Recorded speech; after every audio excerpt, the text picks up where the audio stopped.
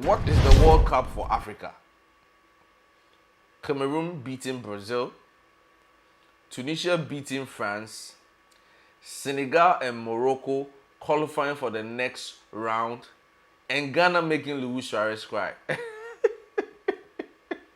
This is the Field of Play, the World Cup edition. My name is Eli Tete Domokpo. Stay tuned.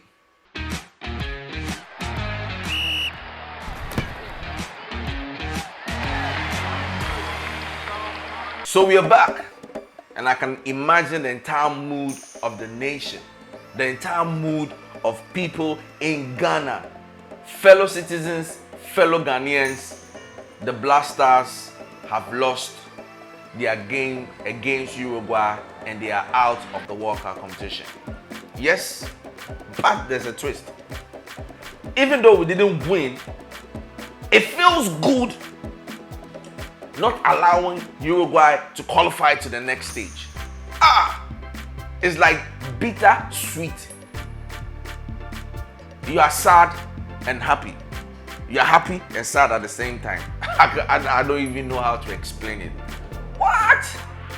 All right, so welcome to Field of Play. This is the World Cup edition, and as usual, I'm going to be taking you through a lot of the World Cup matches that have been played now.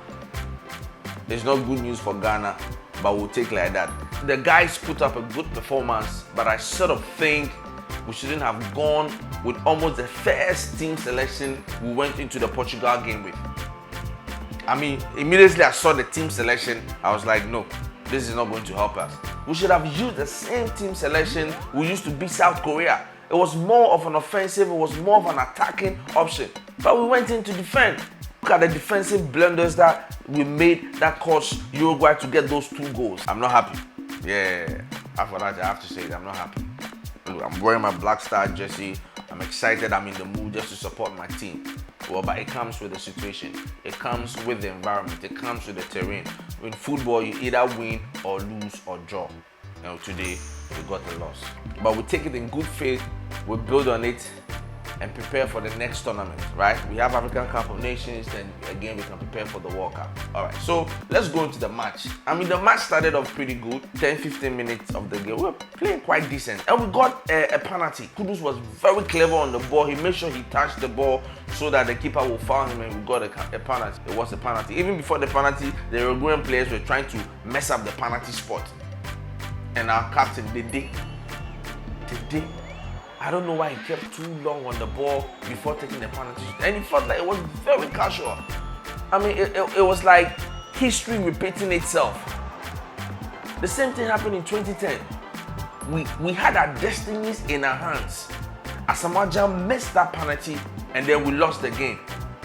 And this time too, we had another penalty. You should see the similarities. Same thing. You were given the game on a silver platter. Let's take your chance and change the whole complexion of the game. Immediately they didn't lose that penalty, the whole complexion of the game changed. Now the Uruguayans believed, they had faith, they were confident on the ball, and they believed that it was their day. And it's true, it was their day. We were under a lot of pressure from there on, under a lot of pressure. They were attacking us, and look at what happened. We allowed Georgian De La Skaita to score 2 goals.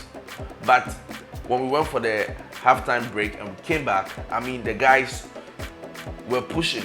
I mean, Otuado made substitutions immediately. That's what I wanted. Before we came, he put the players on the pitch. He removed Dede and he removed Jordan and put Kamadin Suleiman and put Bukari on the field. These were good substitutions. You understand? So we were hoping that we had a lot of chances, but to me, my man of the match was Kudus. I mean, the guy is just brilliant. He's just brilliant. You know, he was giving all the passes, holding onto the ball. He had about 2-3 shots almost on target. He had about 2-3 shots on target. I think 2 of them was saved by the goalkeeper. Just a little tip of the goalkeeper and just deflected the ball. I mean, when those things started happening, I knew it wasn't our game. Yes, it wasn't our game. Because we were pushing, creating all the chances, we using the wings, crossing the balls inside, but yes, still, we weren't getting the goals. it was a very, very difficult game. Very, very, very, very difficult game. But our boys tried.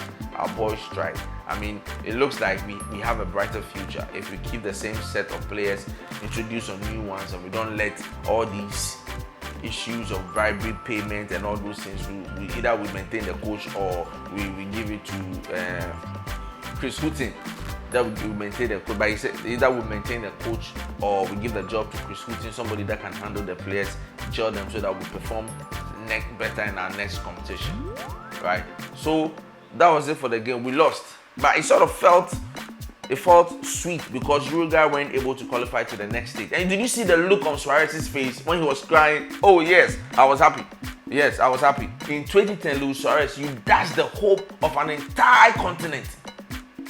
And now you know how it feels like. You just didn't qualify to the knockout stages and you're crying. Only you and your country. The whole Africa, 55 countries. How many millions of people is that? It felt very good when I saw him crying. You wanted to score, but hey, Charlie, they gave us pressure in the last minute. And they were trying. All they needed was to have scored another goal, 1 or 2 goals when South Korea came in and scored. Let's clap for South Korea. Let's clap for South Korea. I mean, it shows when you work hard, you sacrifice everything for what you want, you can achieve it. They didn't give up. They went down in the 5th minute of the game. Ricardo Horta scored the first goal in the 5th minute of the game, but they didn't give up. I mean, let's give a round of applause. Let's clap for South Korea. I mean, they showed us how to push, how to fight and get what you want. And it's a lesson we should use in our life, in every aspect of our life. They didn't give up. In the 27th minute, the South Koreans got an equalizer through Hwang Hae-chan. Cristiano Ronaldo in that game was pretty average. It looked like Portugal felt they've qualified, so they didn't put a lot of pressure in the game. Then they brought in a lot of young players just to give them a feel of the game. But the Koreans said, no, I'm going to go. They went in very hard. And what happened? In the 90th minute, extra time, Kim Young-sung had the ball, pushed it, held on onto the ball and allowed his striker to come. And then he just placed the ball through the legs of the Portuguese defenders and the player just had to tap the ball in and that was it. So that was a beautiful game by South Korea. They've showed us how to do it, how to fight for what you want. And could you believe it? When they finished the game, they didn't even know what was going on in the Ghana-Uruguay game. So after they won, their technical team now told them that they won the match and they've qualified to the next stage. I mean, you could see tears of joy, you could see passion in their faces. Look, see, passion, how they were crying, pushing. We need to learn from these experiences as a nation, as a continent. So for Group H, as it stands, Portugal qualifies with 6 points, Korea qualifies with 4 points, Uruguay has 4 points, but they can't go because of the goal differences. And Ghana, 3 points, and we are coming home. So at least, Ebeko go there and can go over. And I'm yeah. So man of the match for South Korea and Portugal, Hwang Hae-chan. Coach Otoado has resigned. It's not a big news. He already told us he's just doing it for us to enter into the World Cup. Even if we qualify or we don't qualify, he's still going to resign. So let's not make too much noise about it. Let's plan for the future. Let's go ahead. But I just want to ask you guys, did you see the look the day Ayew gave Suarez? Just in the beginning of the match when they were exchanging greetings. Did you see the look? That was one killer look. I won't be surprised that's the reason he missed the penalty. Because he looked like he had so much anger and so much emotion in him that he knew he was going to score, or he felt he was going to score to punish them. So he just hit the ball anyhow. Anyway, I don't want to go there again. My heart. And what do you guys think about Thomas Partey exchanging jerseys with Luis Suarez? I mean, I don't know. I don't know what to make of it. Honestly, tell me, would any of you do that? I've seen people commenting on social media saying Partey is showing professionalism, is showing sportsmanship, but to me, I don't think I can do something like that. Someone that's been a thorn in your flesh, tormented you. Anyway, let me just leave it there. I'll leave it there. So we're going to be talking about Group G. That's Brazil, Switzerland, Cameroon, and Serbia. Oh, I salute you, Cameroon. I salute you. Cameroon has done the impossible. Dani Alves becomes the oldest Brazilian player to appear at the World Cup. That's an achievement. We have Roger Miller, but he was around 35, thereabout. Dani Alves is around 39, going on 40. So that's not an easy thing. That's not a mean feat. All right. So we're going to go into the games quickly, just talk about some of the few highlights that happened in the course of the game. I mean, it was a very decent game. It was a very decent game, and Brazil didn't use their first-class players, or they didn't use their team A, if I should put it that way. They used team B. And I think because they already knew they've qualified and they didn't want to stress the first team, and also give an opportunity to the team B to also try and get a feel of the game. So that's why they sort of made those changes and brought in these players to begin with. But I think overall was a very good performance by the Brazilians, even though they didn't win that game. But oh, Vincent Abubakar, what a striker. I mean, if you have a player like that in your team, why do you bench him? Why do you bench him in your first game? He came in the second game, he made a difference. And in this last game too, he's made a difference. I mean, that was just extraordinary. He scored a brilliant header and went on to jubilate and got a red card for it. I mean, at that point, it didn't even matter, because to score Brazil, it feels like winning the World Cup, if I should say. Now, Divis Mpase, the Cameroonian goalkeeper, won the man of the match. So we look at the other game, Switzerland and Serbia. Oh, this was a match full of goals. 5 goals in total. It was a very tough match. It was a very, very, very good match to watch. I mean, very entertaining, with a lot of passing, a lot of dribblings, I mean, a lot of physical play, even though I didn't expect Switzerland and Serbia to be that aggressive on the ball, but it shows you how determined they both were. Everybody wanting to win, everybody wanting to qualify into the next stage.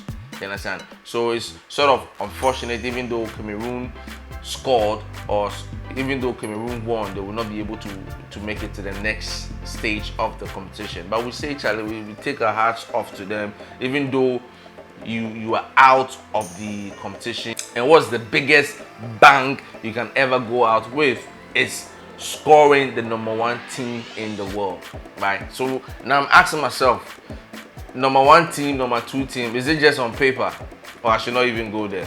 All right, I'll just leave it there. So the match between Switzerland and Serbia, Xherdan Shaqiri scored in the 20th minute for Switzerland. Alexander Mitrovic came in the 26th minute to score for Serbia. Dusan Vlahovic in the 35th minute scored another goal for Serbia. So it was 2-1 as at this point. Bril Mboli scored on the 44th minute of the game, making it his second in the tournament. Then Remo Fowler added the last one, making it 3-2 in favor for Switzerland. Man of the match went to Granit Xhaka for his splendid performance as a captain, impacting the game immediately he came on. All the matches for the group stage has ended, and we now know the countries that have qualified for the next round of the competition and the countries that are going to be playing each other. Japan is playing Croatia, Morocco versus Spain, England, Senegal, Brazil, South Korea, Portugal is playing Switzerland, Netherlands, the USA, Argentina, Australia, France is playing Poland. Those will be some exciting games to watch. It's been wonderful doing this with you. My name is Eli Tete Domoko, and this is the Field of Play. Kindly go to our social media platform, Field of Play GH, and subscribe on all our social media platforms, or you can just click the bell at the bottom of the screen. See ya.